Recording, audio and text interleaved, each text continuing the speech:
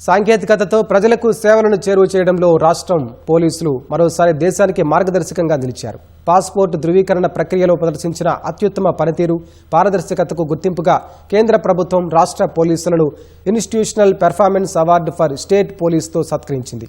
ఢిల్లీలో కేంద్ర విదేశాంగ మంత్రిత్వ శాఖ ఆధ్వర్యంలో నిర్వహించిన కార్యక్రమంలో డీజీపీ సివి ఆనంద్ అవార్డును అందుకున్నారు.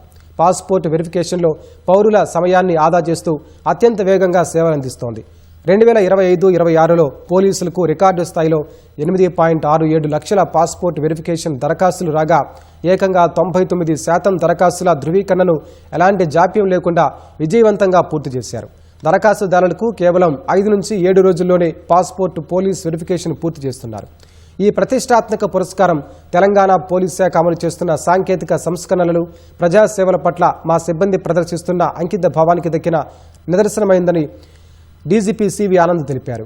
భవిష్యత్తులోనూ ప్రజలకు సులభంగా, వేగంగా సేవలందిస్తామని తెలిపారు.